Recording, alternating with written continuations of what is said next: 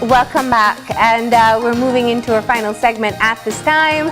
Of course, keeping with the Christmas theme, we are going back to Southside Meats. Of course, this feature was done by William Neal, where he visited Southside Meats to be able to see how they take all the extra effort in preparing your hams. So we're going to take a look at that now, especially since it's getting very soon for us to have ham time, right? So let's check it out.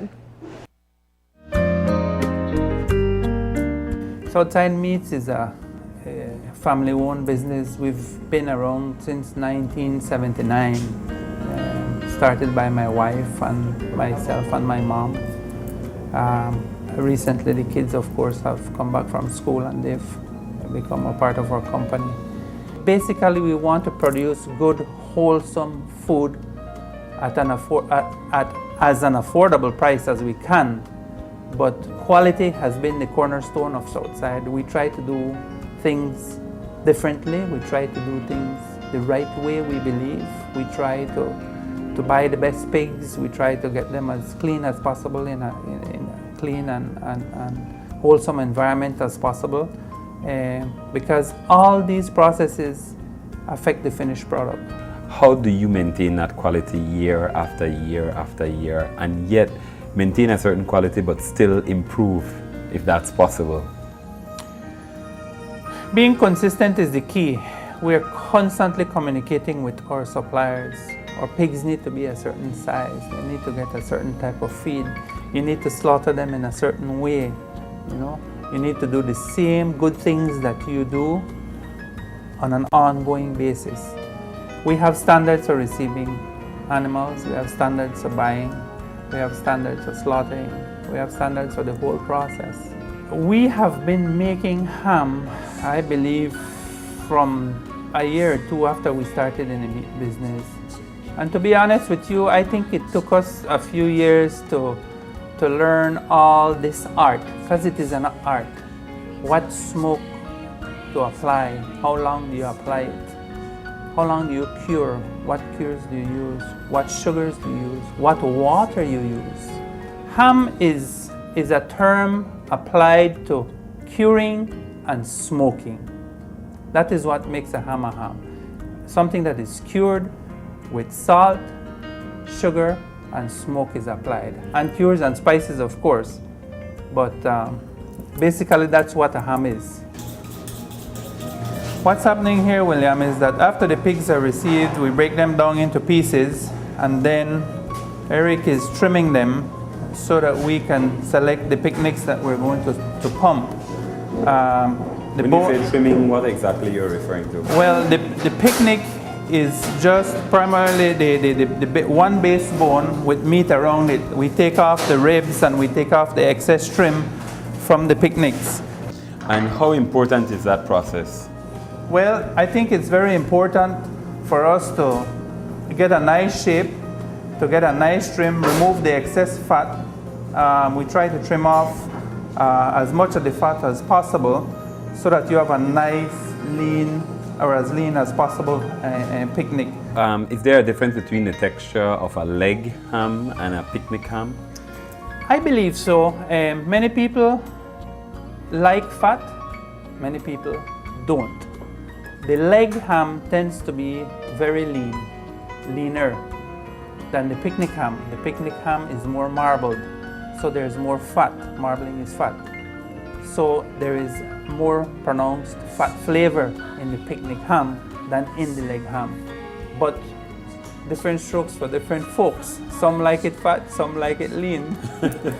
Okay, all hams need to be cured. There are several types of curing of hams. There's the dry salt rub, or there's a brine. Like I said, there are 1,000 ways to make hams. What we're going to be doing is we're going to be injecting the salt and the sugars and the cures into the ham. It's a different technique. It's called a Virginia or a Smithfield type process. And we'll be putting that directly into the muscle so that it can cure properly. And this ensures that the cure goes to the very center and is evenly distributed throughout the ham. And how important is this to the flavor that you have? This is critical because this is where we deliver our own unique recipe of spices or our own blend of spices, right? All hams are made basically the same way. Salt, sugar, smoke. What makes your product unique is the spices you add to it and the processes. After the hams are pumped, we let them set. Some people leave them set for 2 days. You could leave them set for a month. Different hams, again, different processes. We let ours set for 5 to 7 days. And this ensures that the cure penetrates well. It's like marinating the cures into the hams, okay? And we turn them. Every day we come in and we turn them over so that the ones on top go to the bottom and the ones on the bottom come to the top. And they will sit in here for 5 to 7 days based on our smoke schedule. And this is carefully controlled with temperature as well. Yes, as you can see, we're in a cold room, okay? And we keep it very cool in here. And it sits in here at that temperature because at this temperature, bacteria does not grow. Okay, William, this is where we smoke our hams. And as you can see, we just put these in about an hour ago. They still don't have any color. They're still basically raw, dripping. These will be smoked for at least 12 hours, 10 to 12 hours. We cook them slow, we apply smoke. Again, that's another process that the hams have to go through to give them their own unique flavor, their own unique taste. Now, why hang it in the netting? Is it just so that you can manage the ham? What's the purpose of that netting? Because I've always seen it. Well, the net does two things. The net keeps the ham held together. It gives us a way to hang it, right? And it also helps to maintain the smoke and the flavor. The net retains the smoke flavor as well. So it's dual purpose. Should you remove the net before cooking it? Yes, yes. Okay. Okay, William, what you saw a while ago was the beginning of the smoking process. At the end of that process, this is what the hams come out looking like. You can see they've gotten color, they've firmed up, and they're ready to be wrapped and soon to be eaten. What we're doing, William, is we're taking off the hooks, which we use, again, we don't sell, and we're cutting off the ham hocks. Now these ham hocks down here, you know what you use this for, William? I would have said beans. That's about right. That's right. This adds flavor to your beans. What happens is right now we have lots of orders for hams 10 to 12 pounds, and what we're doing is we're working on an order. And if they're big, we cut them in half so that we can get them the 10 to 12 pound size. So we're working on a specific order right now. But basically, when you order your hams, you can order them any size. And we will custom make your ham. And then this is the final stage here, where they're wrapping the hams. They will then label them, and we will then box them at the end of the process according to weight or according to the orders that we have for the specific hams. And some people will bake, they say, I bake it for 2 hours, I bake it for 3 hours, I bake it for 4 hours. Well, a ham is not done by the definition of science, or cooked, you know, medium or rare or done. It's not done until it reaches about 165 degrees. So that is the most precise way of cooking your ham. You know that when it reaches 165, it's fully cooked. The flavors would have been, the full flavors would have come out, would have been extracted upon reaching that temperature. Over the years, we have developed beef hams. We have a restructured beef ham. We do a roast, smoke roast beef, which is cured and smoked like a ham with a little different flavor. But for those people that do not eat pork, we offer them a smoked beef. We offer them a restructured ham. We also do and have a very popular smoked chicken, which you will be tasting today. we're very happy that ours is a family-owned business. That's how it started, and hopefully that's the way it will always be.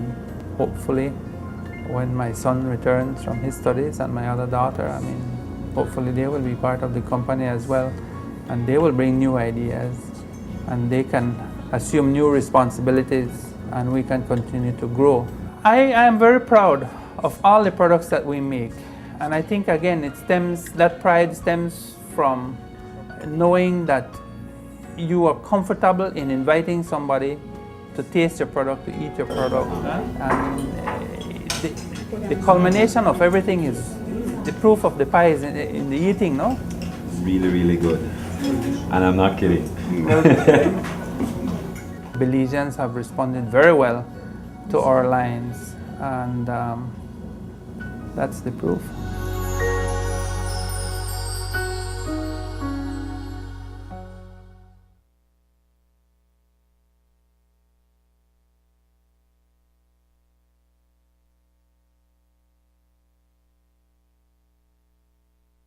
So we hope that, of course, you have enjoyed our show for today.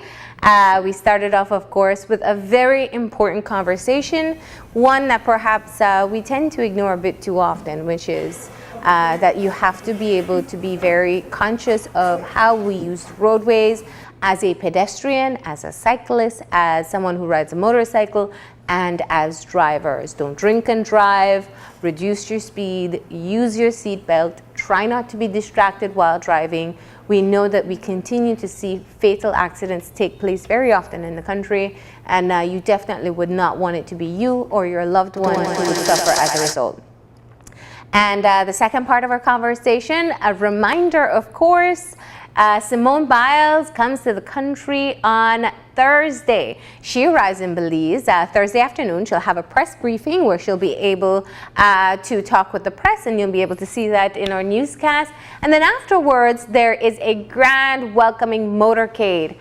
She'll be moving from Biltmore Plaza down into the city, down Cemetery Road, and then taking the circle around downtown and ending up at the Battlefield Park, where you can have the opportunity to be able to meet her. So definitely we encourage you to come out. It will also include other athletes that we see here in Belize as well, or Belizean athletes. They'll get a chance to interact with her as well.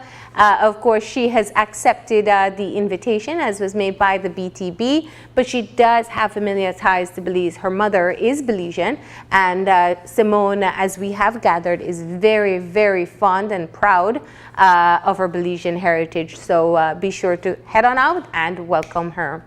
And the final part of our show, we want to say thank you to Kojak Smith of Kojak's Sumptuous Rum Popo. Definitely delicious. And, you know, if you want to make your order, he says he's continuing to make orders right through. So you can find him on Facebook, and it's Kojak's Sumptuous Rum Popo, I believe that's what the page is under. You can find him and you can be able to make your order. We definitely approve. It is so delicious. But with that, we're going to wrap up the show. Remember, if you'd like to contact us, you can contact us at oye@channel5belize.com, Marlene_oye@channel5belize.com. Remember to tune in tomorrow morning at 6:30 when you open your eyes to start your morning right. Until then, keep your eyes, your mind, and your hearts open. We'll see you soon.